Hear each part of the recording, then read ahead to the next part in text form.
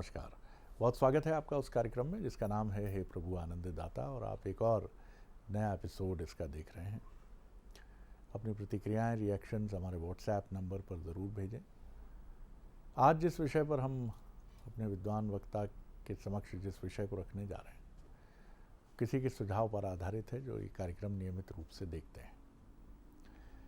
उनका आग्रह है कि चरित्र, इसकी परिभाषा क्या है, कैसे हम डिफाइन करेंगे कि ये चरित्र जो है अनुकरणीय है। और इनका ये भी कहना है कि इस युग में, कलयुग में, मर्यादा पुरुषोत्तम होना संभव है। तो क्या चरित्र की ये परिभाषा कुछ शिथिल भी होती है कि द्वापर में, त्रेता में और कलयुग में ये परिभाषा वैसी नहीं रहेगी? क्योंकि ये कहते हैं, इनकी दलील है कि मैं जानता तो नहीं हूँ, लेकिन मैंने जिस तरह का भाव प्रभु श्री राम और रावण के युद्ध के समय दोनों पक्षों का देखा, वो महाभारत में नहीं देखा। छल और प्रपंच का प्रतिशत कई गुना बढ़ चुका था, और उसके बाद तो फिर कोई सीमा ही नहीं रही जो हमने देखा। तो सतयुग, त्रेता, द्वापर और कलयुग तक आई ये कहानी क्या चरित्र की भी परिभाषा को शिथिल करती है कि नहीं, सतयुग में ऐसा, द्वापर में ऐसा, त्रेता में ऐसा और कलयुग में ऐसा? तो चरित्र को आप डिफाइन कैसे करेंगे? चरित्र के इंग्रेडिएंट्स क्या हैं, क्या उसके घटक, कंपोनेंट्स क्या होते हैं? और मोटे तौर पर अगर हम डिफाइन करना चाहें, बहुत गहरी छलांग पानी में हम बहुत गहरे ना उतरें, तो उसके जो प्रमुख 4, 5, 6 कंपोनेंट्स या घटक या गुण होंगे, वो क्या होंगे? बड़ा रुचिकर लगा मुझे उनसे ये संवाद सुनकर कि वाह, बड़ी अच्छी बात समझने की कोशिश की है। क्योंकि चरित्र की परिभाषा कई बार आकाश और धरती की तरह इतनी विशाल हो जाती है कि हम भी नहीं समझ पाते कि आखिर चरित्र के गुण जो हैं, चारित्रिक लक्षण जो हैं, वो क्या होंगे। कोई व्यक्ति किसी एक जगह बहुत चरित्रवान है और दूसरी जगह हम देखते हैं कि उसका चरित्र बहुत ही पतित है, निचले स्तर पर है। किसी का किसी भाव पर बड़ा गहरा नियंत्रण है, क्रोध पर नियंत्रण है तो कपट पर नहीं है, कपट पर नियंत्रण है तो क्रोध पर नहीं है। कोई आवेग से ही भरा हुआ है तो किसी में आवेग ही नहीं है। तमाम बातें हैं। चलिए इसको सीधे अपने विद्वान वक्ता, भगवत गीता के अध्येता, मानस मर्मज्ञ प्रोफेसर डॉक्टर सुरेंद्र बिहारी गोस्वामी जी के समक्ष ले चलते। प्रणाम कर रहा हूँ डॉक्टर साहब जी। आप आज का आपका जो शीर्षक है वो बड़ा सुंदर है जी, और आपने उसको चरित्र कह दिया है जी, और चरित्र कहने के साथ बहुत स्पष्ट कर दिया है कि उसका अर्थ जो है किसी व्यक्ति के केवल विशिष्ट गुण से संबंधित नहीं है, जो चरित्र में आदमी चरित्र और दुष्चरित्र में जो उपयोग करता है जी। तो हमारे यहाँ एक शब्द है चरित्र, जो आचरित होता है वो चरित बनाता है। अच्छा जी, जो थोड़ा और समझाइए इसको। मैं जी, उसको स्पष्ट कर रहा हूँ। आपने बहुत अच्छी बात अपने विश्लेषण में कह दी है। आपका विश्लेषण बड़ा गहरा और बहुत अच्छा है, शाब्दिक है जी। जो आचरित करने योग्य कार्य करता है उसका चरित्र होता है, अर्थात जिसको आप आराम से ग्रहण कर लीजिए, वाह, वो चरित्र है। वो चरित्र है। चरित्र को आप ग्रहण कर सकते हैं। जैसे रामचरित को तुरंत मन में धारण कर लीजिए, वो रामचरित मानस है। ध्यान करना, जो ग्रहण करने योग्य होता है वो चरित्र होता है। तो आप ग्रहण किसको करते हैं? शुद्ध भोजन, शुद्ध जल, शुद्ध व्यवस्था, स्वच्छ सारी चीजें, ठीक बात है, ये आप उसको ग्रहण करते हैं। कोई कितना आपको कह दे, आपने देख लिया पानी में कचड़ा पड़ा हुआ है तो आप उसके मन रखने के कह देंगे नहीं मैं मुझे प्यास नहीं लगी, क्योंकि आपको ये महसूस हो गया है कि पानी शुद्ध नहीं है। आप स्वर्णकार की दुकान में जाते हैं, वो अलग अलग आभूषण आपको दिखाता है। चरित्र जो है 100 टन सोने की तरह होता है, 100 टन सोने की तरह, कोई मिलावट नहीं। तो वहाँ कीमत अलग अलग हो जाती है। 18 कैरेट की अलग कीमत है, 22 कैरेट की अलग कीमत है, 24 की अलग है, और बिल्कुल 100% शुद्ध की अलग कीमत है। तो आपने जितनी शुद्धता, तो शुद्धता का आकलन क्या है? गुण। शुद्धता का आकलन क्या है? गुण। गुण किसमें विद्यमान होता है? जो गुणों से उत्पन्न होता है। संपूर्ण सकल सृष्टि का अपना एक चरित्र है, क्योंकि ये गुणों के क्षोभ से ही उत्पन्न हुआ है।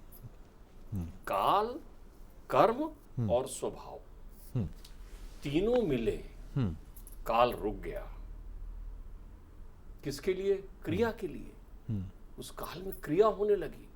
क्रिया किसके लिए होने लगी? एक स्वभाव को प्राप्त करने के लिए। तो वहां उनके क्षोभ से किसके साथ क्षोभ हो रहा है? किसने काल को रोक दिया? तीन गुणों ने। ध्यान रखिए, जो त्रिगुणातीत है उसका अनंत चरित्र होता है। तीन गुण निश्चित है। आपने इनका उपयोग किया गुण। तो गुण केवल तीन ही हैं। तीन से, जैसे स्टैटिस्टिक्स के विद्यार्थी जानते हैं कि तीन में n की घात कर दीजिए तो नवांक बन जाता है।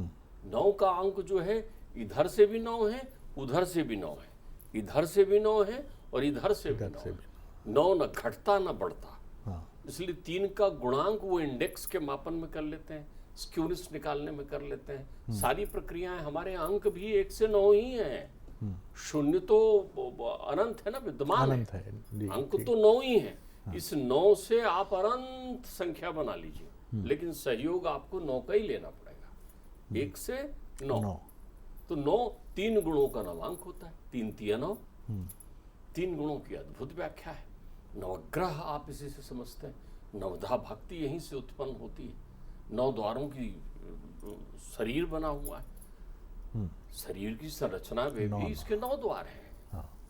10वें द्वार में रोम छिद्र को आदमी गिनता है कि 9 द्वार है। 5 कर्मेंद्रिय के कर्म और 4 कर्मेंद्रियों के। तो अब आप एक समझिए कि 3 गुण हैं क्या? 3 गुणों से ही युग बनता है और हर युग का एक चरित्र होता है, क्योंकि वहां उस गुण की प्रधानता हो जाती है। बड़ी गहरी उस बात। गुण की प्रधानता हो जाती है। मैं थोड़ा उपनिषदी और वैदिक प्रक्रियाओं को बहुत सहज सरल बनाकर आपके हे प्रभु आनंददाता के दर्शकों को जो है वो आप्लावित और तृप्त करने का क्षुद्र प्रयास कर रहा हूँ, छोटा प्रयास कर रहा हूँ। आप समझिए, 3 गुणों की बड़ी सुंदर व्याख्या की है। सतयुग, सतयुग। देखिए, युगों में भी गुण की प्रक्रिया आती जाएगी।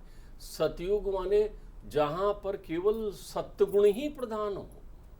अच्छा, वो सतयुग है। सत्य, सत्य गुण का अर्थ होता है निर्मल मन, बुद्धि निर्मल, विवेक निर्मल, भक्ति निर्मल, वैराग्य निर्मल। लेकिन अब युग तो तब दिखेगा ना जब महतत्व यानी प्रकृति आएगी। तो थोड़ा कुछ तो मिलान करना पड़ेगा ना। तो वहां पर भी कहीं ना कहीं राक्षसों का आधिपत्य होता है, अर्थात थोड़ी मात्रा में। 24 कैरेट का सोना सतयुग है। 24 कैरेट का सोना सतयुग है। उसमें यानी थोड़ी मात्रा में, बहुत थोड़ी मात्रा में रजोगुण होता है, अहंकार का आधिपत्य होता है, आस्तित्व की लड़ाई हो जाती है। जल में प्रभु सत्ता स्थापित कर लिया है हिरण्याक्ष ने, पृथ्वी को बंधक बना लिया है, युद्ध के लिए ललकार रहा है। ऐसे दैत्य उस समय आते हैं अलग अलग स्वरूपों में। ये सत्य युग है। लेकिन वहां तप प्रधान है, साधना प्रधान है, अपेक्षा कुछ नहीं है, कोई भी विकार वहां विद्यमान नहीं है। अब देखिए, त्रेता युग का नाम कितना सुंदर है। तीनों है वहां, रजोगुण, तमोगुण, सतोगुण। लेकिन वहां प्रधानता सतोगुण की है। अच्छा, प्रधानता। अब आवरण बन रहा है, खाली सोना अब जेवर का स्वरूप ले रहा है, श्रृंगार होगा वहां। सुंदर बढ़िया जो दुनियादारी है उसमें सजावट दिखाई पड़ने लगेगी। तो वहां पर सत्ययुग, सतोगुण की स्थिति बहुत अधिक होती है। ऐसा व्यक्ति जिसमें कोई विकार ना हो, परम सज्जन हो, वो सतयुग में होता है। आप चरित्र को भी लेते जाइए, उसके कैरेक्टरिस्टिक मिलेंगे आपको उसमें। वो चरित्र अनुकरणीय होता है, अनुसरण करने, वो सतयुग में मिलता है। वो सतयुग में होता है। तो सतयुग प्रत्येक व्यक्ति के साथ होता है ना। जो सतोगुण की अधिकता लेकर रहता है जीवन में, उसका चरित्र अनुकरणीय है, अनुसरण करिए उसका। वो महापुरुष है, पुरुष नहीं है, वो महापुरुष है। अब आ गए आप त्रेता युग में। तो त्रेता युग की विशेषता में तीनों गुण हैं, लेकिन वह बहुतायत मात्रा में सत्व गुण है। वहां मर्यादा होती है, वहां अनुशासन होता है, वहां जीवन जीने की एक दिशा और दशा होती है। वहां अधिकता लोभ क्रोध की नहीं होती, वहां सब चीजें साम्य बिंदु में होती हैं। वहां कोई दुष्ट हृदय जैसे व्यक्तियों की तलाश बहुत कम होता है, बिरले होते हैं। जो हो जाए वो त्रिलोक प्रसिद्ध हो जाता है कि वो दुष्ट है। तो उसमें सत्य है और अहंकार है, राजसी सत्ता भी वहां आ जाती है जी। वहां लोग संघर्ष करते हैं, क्षेत्र बढ़ाते हैं, राज सत्ताएं आती है, प्रभु सत्ता का अहंकार भी वहां विद्यमान होता है। वहां लोग अश्वमेध यज्ञ करने लगते हैं, अपनी सीमाएं बढ़ाना चाहते हैं, विकास बढ़ाना चाहते हैं, अपने शक्ति का प्रदर्शन भी करना चाहते हैं। ये महाभारत का युग हुआ नहीं, ये अभी इसके महाभारत बाद में कहाँ पहुंचे। और जी। थोड़े मात्रा में तमोगुण होता है, अच्छा थोड़े मात्रा। जी। तमोगुण का अर्थ होता है आप दूसरे का अहित चाहें, सबका हित चाहें, सतोगुण हो गया। अपना हित चाहें, रजोगुण हो गया। रजोगुण हो गया। और दूसरों का अहित चाहें, तमोगुण हो गया। हाँ। इसमें हित नहीं है, इसको बोलचाल की भाषा में समझिए जी। तो इसमें सत्य की मात्रा बहुत अधिक है, तो त्रेता युग हो गया। तो वहां पूजे जाते हैं पुरुषोत्तम। कौन पुरुषोत्तम? जो मर्यादावान हो। वाह, बहुत वहां सुंदर। चरित होता है, चरित शुद्ध, मर्यादा पुरुषोत्तम राम। वहां रावण होता है जो दूसरे का अहित करता है, भाई का अहित करता है, समाज का अहित करता है, पापाचार इत्यादि कर्मों में रत रहता है और उसका वध होता है। और जो ऐसा करता है वो पूजनीय हो जाता है, सर्वमान्य हो जाता है, वो त्रेता युग। ये गुण है, ये चरित है। चरित कहां से आया? काल कर्म स्वभाव से। प्रत्येक व्यक्ति अपने स्वभाव के अनुरूप यही प्रक्रिया रखता है। तो आप में हमारे पिताश्री एक बात कहा करते थे किसी से, वो बहुत अच्छी बात थी मेरे पिताश्री। वो कहते थे कि बेटा, यदि तुम राम नहीं हो तो सीता की परिकल्पना मत करो, क्योंकि सीता राम को ही मिलती है, रावण को नहीं। यह है उस युग का चरित्र, यह है उस युग का मापदंड। सीता राम से कहती है उस युग में, वाल्मीकि रामायण में, कि ऐसा कोई तो राम का चरित्र बताओ जब वो बिना सीता के वन में गए हो। तो मैं आपके बिना कैसे यहाँ रहूंगी अकेले। हम कदम होते हैं जीवन में। ये होता है प्रेम का बंधन, जहाँ भाई भाई का होता है, परिवार होता है, कुटुंब होता है, समाज होता है, राष्ट्र होता है, सकल समुदाय का हित होता है, जहाँ केवट भी गले मिलता है, जहाँ निषाद परम मित्र होता है, जहाँ शबरी के जूठे बेर खाए जाते हैं। ये है त्रेता युग। फिर आता है द्वापर, द्वैत का युग। 50% गुण सतोगुण के होते हैं। सतोगुण केवल 50% और 50 में रजोगुण और तमोगुण। तब महाभारत होता है आधा और आधा, धर्म और अधर्म। द्वापर में द्वैत, धर्म और अधर्म, दोहरापन, ध्यान रखिएगा। डुअलिटी। त्रेता युग में धर्म की ग्लानि नहीं हो रही है। त्रेता युग में धर्म की ग्लानि नहीं हो रही, पाप बढ़ रहा है। पाप बढ़ रहा है, पाप के भार से पृथ्वी परेशान है। पाप को कौन सा होता है? प्रतिकूलता ही पाप है, नकारात्मकता ही पाप है, कुपथ ही पाप है, दुष्चरित्र हो जाना ही पाप है। रावण पूजा करता है शिव जी की, शिव तांडव स्तोत्र लिखता है, घर घर में पूजन होता है। कोई शैव भक्ति में लगा हुआ है, कोई वैष्णव भक्ति में लगा हुआ, ये सब है त्रेता युग। लेकिन द्वापर में तो ये आ जाता है कि नहीं, मैं ही परमात्मा हूं, मेरा ध्यान कर, कंस। तब वहां अधर्म की प्रक्रिया उत्पन्न होती है, धर्म का प्रतिलोम होने लगता है, बनावटी जेवर सुंदर लगने लगते हैं, मिलावटी चीजें सामने आने लगती है, छोटा सा दोहरा चरित्र हो जाता है। आपने शब्द बड़ा गहरा उपयोग किया, धर्म की ग्लानि। थोड़ा सा इसको समझा दीजिए। धर्म पतित नहीं होता, धर्म नीचे नहीं गिरता, धर्म सर्वमान्य होता है। लेकिन द्वापर में ऐसा हुआ नहीं, देखिए जी, आप त्रेता युग में देखिए कि नारी सिखावत करसी न काना, धर्म है वहां। नारी बोल रही है अधर्म है, मंदोदरी कह रही है नाथ, ये ठीक बात नहीं, धर्म है वहां। धर्म है वहां। यहाँ तो अस्थि प्राप्ति भी कंस को कुछ नहीं बोलती ना। यहाँ तो गंधारी भी हाथ पकड़कर अपने पुत्र को नहीं रोकती ना। अरे क्या यहाँ तो द्रौपदी भी कहती है कि उसका रक्त लाओ तब मैं अपने केस रंगूंगी। तब वो कहते हैं यदा यदा हि धर्मस्य ग्लानिर्भवति। तो जिसके जीवन में, संपूर्ण जीवन में धर्ममय जीवन हो जिसका, उसका चरित्र होता है। तो जब धर्म की स्थापना के लिए आप प्रयत्न करते हैं और वो प्रयत्न में परमार्थ ही मुख्य होता है, परमार्थ करना ही, कि मुझे ये अहित को खत्म करना है, मुझे उस बदरंग दुख को खत्म करना है, तब आप जो कार्य दिखाने के लिए करते हैं, सीख के लिए करते हैं, धर्म की स्थापना के लिए, उसको लीला कहते हैं। वो भी चरित्र का एक अंग होता है। अंग हो गया, इसलिए कृष्ण लीला होती है। ठीक बात है। लीला सीख के लिए, चरित्र ग्रहण करने के लिए। ये बहुत बड़ा गहरा अंतर है, ध्यान रखिएगा। गहरा अंतर है ये। राम ने जो कहा, राम ने जो कहा उसको संस्थापित करने का काम कृष्ण ने किया। तो कृष्ण ने जो किया वो राम के कहने को स्थापित करने के लिए किया। राम राज्य की संस्थापना करने के लिए जो कुछ भी उन्हें इस द्विविध युग में, दोहरे युग में करना, ध्यान रखिएगा। महाभारत नहीं होता तो आज आप ये समझिए इतने प्रकार के आप क्या अस्त्र शस्त्र गिराते हैं, क्या परमाणु बम है आपका। वो तो तिनके से परमाणु बनाने वाले लोग थे। आप पायलट के भरोसे और ड्रोन उड़ा रहे हैं, वहां तो मन की गति से चलाने वाले यान थे। ये सब नष्ट होने जरूरी थे मनुष्य के कल्याण के लिए, मानवता की स्थापना के लिए। तो ये विहंगम मंथन होता है उस युग में जहां सत्य एक पक्ष होता है और असत्य एक पक्ष होता है। असत्य के दो भाग होते हैं, एक स्वार्थ, दूसरा समाज का अहित।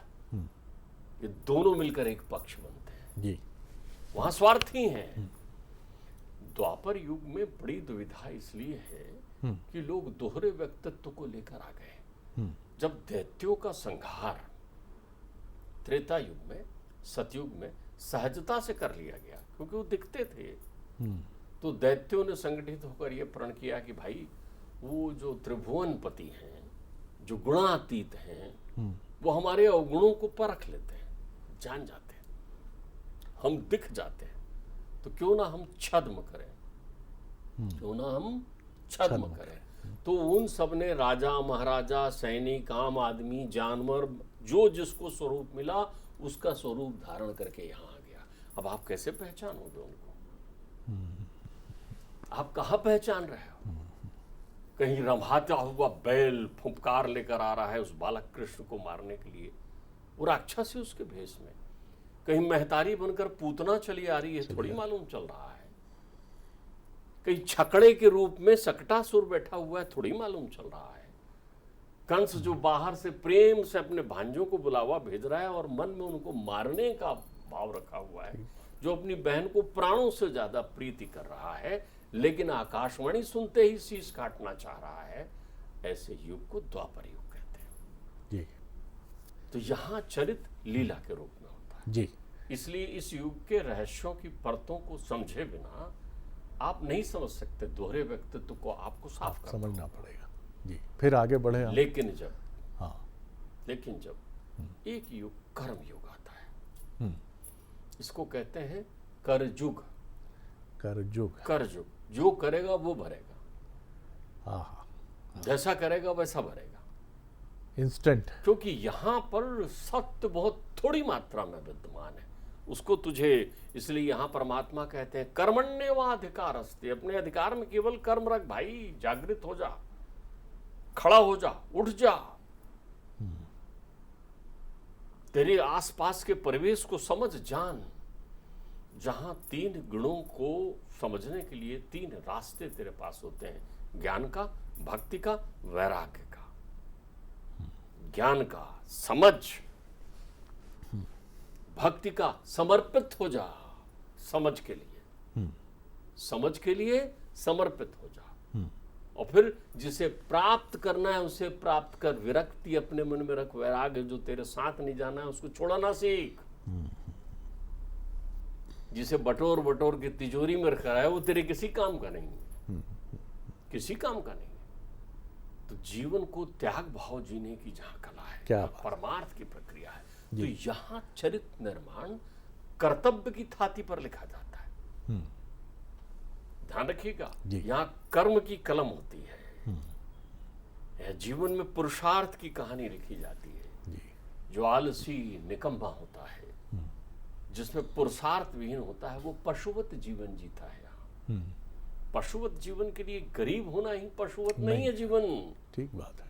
वो विषय वासनाओं के प्रति लंपट होता है, दिन और रात हाय हाय ही करता है। वो दिन में धन के लिए करता है, रात में वासनाओं के लिए करता है, परिकल्पनाओं को जीवन का यथार्थ मान लेता है, चलायमान संसार को अपना घर मान लेता है जी। वो इतना ना समझ होता है कि सपने में शीश कट जाने पर चीखते हुए उठता है, जबकि यथार्थ में शीश सुरक्षित होता है। इतना सुंदर दुर्लभ जीवन मिला है। तो ध्यान रखिए, हमारे यहाँ तो कलयुग में करयुग इसका मूल नाम है, करयुग। यहाँ पर तामसी वृत्तियां बहुत ज्यादा है, यहाँ राजसी वृत्तियां बहुत ज्यादा है, यहाँ स्वार्थ भी बहुत ज्यादा है और दूसरों के अहित करने की संभावना भी बहुत ज्यादा है। आप देखिए मनुष्य कि आपने तो मनुष्य में मनुष्यता की संस्थापना ही धर्म है, बस धर्म की इतनी परिभाषा है। हमने कई बार इस पर चर्चा की। मनुष्य में मनुष्यता मनुष्य का धर्म है, पशु में पशुता पशु का धर्म है। पशुता के विरुद्ध वो कुछ करता है तो वो अतिरिक्त करता है, फिर हमारा ध्यान चला जाता है, अरे वाह शेर घास खा रहा है, हम देखेंगे उसको, ये तो कमाल हो गया, वो तो शाकाहारी कुत्ता है। श्वान शाकाहारी हो गया, हम देखने जाएंगे। ये तो भाई शनिवार को कुछ खाता नहीं, हम देखने जाएंगे, ऐसा कैसा, उसके गुण नहीं है जी। जहां अवगुणों का घनत्व तो बढ़ जाता है जी, और गुण ढूंढे नहीं मिलता, वहां चरित्र संहारे पढ़ना पड़ता है, देखना जी। पड़ता है। आज तो आपने ऐसी गंगा में स्नान करा दिया कि बहुत सारे प्रश्नों के उत्तर मिल गए। अब देखिए सतयुग, सतयुग के बाद त्रेता, जहाँ तीनों गुणों का प्राधान्य है, लेकिन सबसे बड़ा जो गुण है वो सतोगुण है और इसीलिए राम है। और वहाँ कितनी सुंदर डॉक्टर साहब ने व्याख्या की कि वहाँ धर्म है, इसीलिए रावण के घर में भी धर्म की गूंज सुनाई देती है, विभीषण के मुख से, मंदोदरी के मुख से, और भी जो भाई हैं, पुत्र हैं, यदा कदा हम सुनते हैं उनके बारे में भी कि उन्होंने भी कहा कि उचित तो नहीं है, लेकिन अब चूँकि पिताश्री भ्राताश्री आप युद्ध में हैं तो हम भी लड़ेंगे, उचित तो नहीं है, ये धर्म बोल रहा है। और फिर आता है इसके बाद द्वापर, डुअलिटी, यहाँ पर साफ बट जाता है मामला। इसलिए यहाँ कोई मंदोदरी नहीं मिलती, कोई विभीषण नहीं मिलता। पूरी महाभारत में कितनी सुंदर व्याख्या डॉक्टर साहब ने की कि गांधारी अपने सतित्व धर्म का तो अद्भुत पालन कर रही हैं, नेत्रहीन न होते हुए भी पट्टी बांधे रहती हैं, लेकिन कभी ये नहीं कहती कि रोक देते हैं दुर्योधन को, रोक देते हैं कौरवों को। यहाँ वो धर्म नहीं है पहले वाला, त्रेता वाला, वो नहीं है यहाँ, यहाँ बदल गया है। और फिर आता है कलियुग, जैसे कर्म करेगा वैसा फल देगा भगवान, ये है गीता का ज्ञान। कितनी सुंदर बात डॉक्टर साहब ने, ये तीन ये सूत्र, अगर चार सूत्र हम पकड़ लें कि यहाँ का धर्म यही है कि जो करोगे वही पाओगे, परिश्रम तो परिश्रम का तुरंत फल मिलेगा, भक्ति तो भक्ति का तुरंत फल मिलेगा। और जहाँ वृत्तियाँ, क्योंकि यहाँ बहुत वृत्तियाँ नकारात्मक हो चली हैं, तो इसीलिए नाना प्रकार के दुख हमें कलियुग में नजर आते हैं। रौ नर्क बन जाता है यही संसार। डॉक्टर साहब बहुत आनंद आया आज आपको सुनते हुए, ऐसी भाव गंगा में स्नान था, भाव नर्मदा में स्नान था कि क्या बात है। अगले एपिसोड में एक और विषय लेकर उपस्थित होंगे। प्रणाम, नमस्कार।